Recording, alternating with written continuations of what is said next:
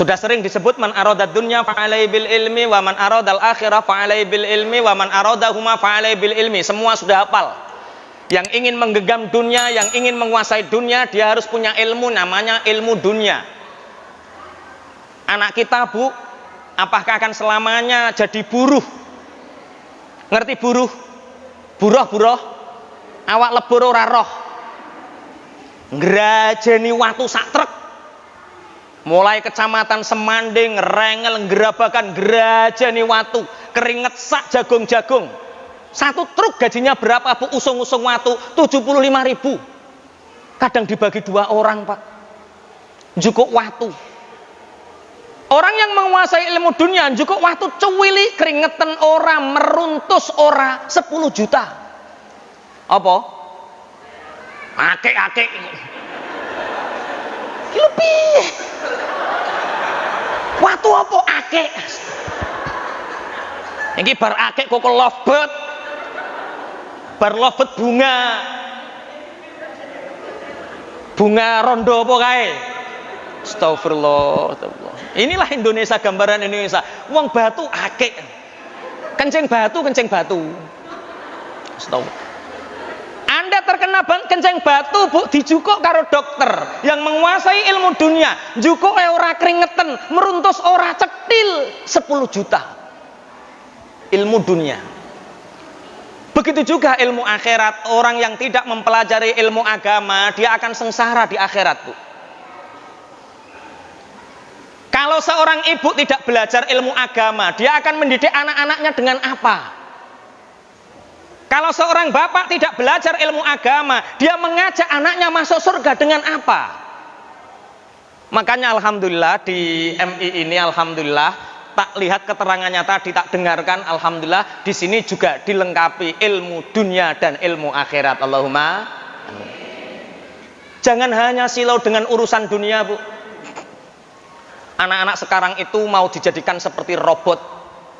Di dunia pendidikan tidak memanusiakan manusia dalam pendidikan, tapi mereka menjadikan anak-anaknya seperti robot. Hafal ini, hafal ini, hafal ini, hafal ini, hafal ini. Sehingga dia tidak bisa muasyarah di kehidupannya, tidak bisa bermasyarakat. Pinter dalam ilmu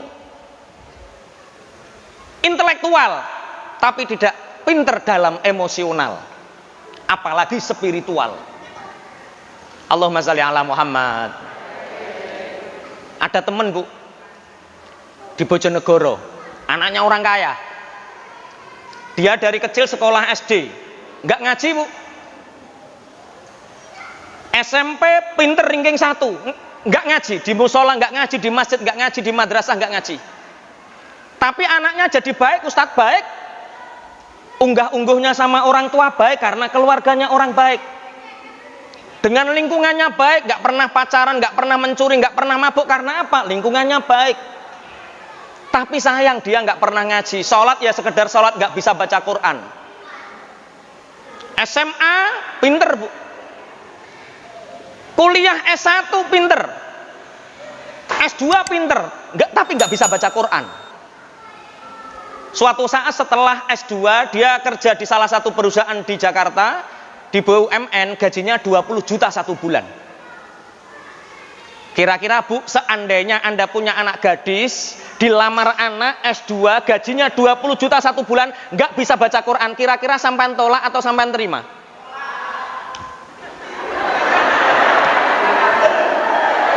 Mletene gile. Mletene. Biasanya kalau ada calon menantu datang, ditanya ngajinya di mana atau kerjanya di mana? Ini terutama untuk bapak ya. Pesan sama calon menantunya, nak, aku nggak mengharapkan dunia karena dunia bisa dicari berdua. Tapi yang saya harapkan adalah ajak anakku masuk surga, ajak orang tuamu, calon orang tuamu ini masuk surga. Dan ini ngaji, Bu. Akhirnya anak ini pulang. Di Bojonegoro ketemu sama seorang wanita, temannya ketika SMA, namanya Hasanah. Loh, Dek, sampean rak Hasanah? Iya, Mas, aku Hasanah. Lah kok neng pasar bojone ndi? Saya belum menikah toh Mas. Lah kok belum menikah? Entah Mas. Saya tuh nggak bisa move on sama sampeyan Mas. Ya, move on iku opo? Tolong Mas lamar aku Mas. Kita SMA kenal, kita baik. Tolonglah Mas lamar aku. Dek, sampean rak pernah tak lamar toh dulu? Ketika saya pulang 2 tahun yang lalu, aku pernah ngelamar sampean, tapi kan ditolak sama bapak sampean. Bapak sampean kan ketua MWC NU, saya disuruh menghafalkan Yasin, saya nggak hafal. Jangankan Yasin, baca saja nggak bisa kok. Maaf dek, saya nggak ingin mengulang luka lama. Mas, tolong Mas, lamar Mas. Lah bapak sampean toh dek nggak setuju. Gak apa-apa Mas, bapak sekarang sudah meninggal. Walah, dilamar Bu. Menikah, setelah menikah dibawa ke Jakarta. Gajinya naik menjadi 35 juta 1 bulan. Punya 2 anak. Bahagia. Pulang lagi ketika mudik ke Bojonegoro, ketemu sama temennya SMA lagi, namanya Aminah. Dek sampean ra Aminah? Ya Mas, saya Aminah. Lah suaminya mana, anaknya mana? Aku wis duwe anak loro loh karo Hasanah kae. Saya belum menikah kok Mas. Loh kenapa belum menikah? Lah ya toh Mas, laki-laki yang mau menikahi saya itu takut masa depan. Saya itu tinggal sama ibu saya itu usianya 65 tahun. Bapak sudah meninggal. Kemudian nenek saya masih hidup, usianya sekitar 85 tahun. Saya punya bibi perempuan yang nggak punya suami, suaminya sudah meninggal dan nggak punya anak, ikut saya juga. Berarti satu rumah perempuan semua. Ini yang kerja hanya saya Mas. Jadi laki-laki yang ini melamar saya, wis drop dhisik saurunge ndelok masa depan. Pulang cerita sama Hasanah, Dek, iya Mas, sampean iling sing jenenge Aminah. Yo ingatlah Mas, teman kita kesana-kesani teman kita kok. Ya ingatlah Aminah itu. Lah gimana no Mas, kasihan Dek. Dia itu sampai hari ini belum menikah loh Dek. Diceritakan semuanya yo ngene to Mas, nek sampean kepingin nulung gak apa-apa Mas, sampean nikah maneh gak apa-apa. Lebih baik nikah 2 bahagia daripada nikah 1 tapi sengsara. Sing lanang-lanang cocok ya mesti Pak. Sing wedok-wedok wah. Karena tujuan ta'awun, tujuan yang baik untuk menolong, tapi aku duwe syarat Mas. Apa Dek?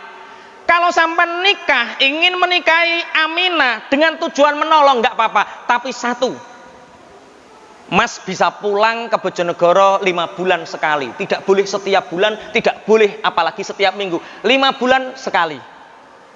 Kirimi nafkahnya setiap bulan untuk membantu. Ya Dek, nggak apa-apa. Ngomong sama Aminah, kita nggak bisa adil. Istri saya menyalahkan, ya Mas gak apa-apa. Yang penting ono wong lanang sing melindungi aku. Akhirnya menikah, punya 2 anak. Ibunya meninggal. Neneknya meninggal, budenya meninggal, tinggal dia sendirian sama anaknya, diboyong ke Jakarta.